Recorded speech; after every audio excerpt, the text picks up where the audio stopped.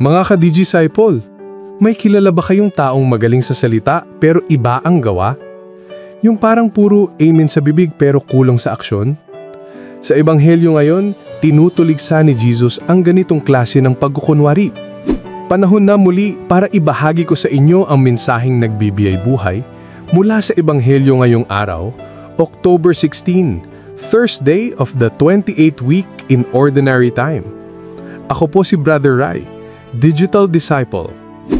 Sa Ebanghelyo natin ngayon mula sa Lucas 11:47-54, sinabi ni Jesus, "Kawawa kayo sapagkat ginagawa ninyo ang libingan ng mga propeta na pinatay ng inyong mga ninuno."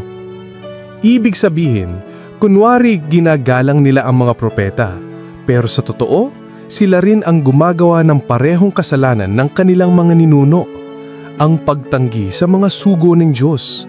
At mas mabigat pa, sinabi ni Jesus na dahil dito, sila ay mananagot sa dugo ng lahat ng propeta mula kay Abel hanggang kay Zacarias.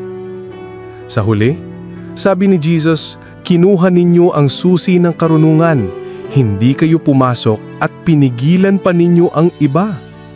Matapos ito, lalo silang nagalit at sinimulang hanapan ng butas si Jesus upang mahuli sa kanyang salita. Mga ka-Disciple, matindi ang hamon ni Jesus dito. Ang tunay na pananampalataya ay hindi lang panlabas, kundi dapat may katapatan sa puso. Pwede tayong mukhang relihiyoso, pero kung sa loob natin ay puno ng pride, galit at paghusga, hindi tayo naiiba sa mga Pariseo. Kung minsan, tayo rin ay may mga libingan ng mga propeta sa buhay natin. Mga pagkakataong tinanggihan natin ng katotohanan dahil hindi ito komportable o convenient. Pero tandaan natin, ang salita ng Diyos ay hindi laging madali pakinggan, pero ito'y laging nagpapalaya. Tanungin natin ang sarili, pinapakinggan ko ba ang mga paalala ng Diyos kahit masakit? O mas pinipili kong sundin ang gusto ko kaysa ang kalooban niya? Ang tunay na karunungan ay hindi sa dami ng alam, kundi sa pusong marunong sumunod sa katotohanan ng Diyos. Mga ka-Disciple, huwag tayong tumulad sa mga Pariseo na nakinig pero hindi nagbago.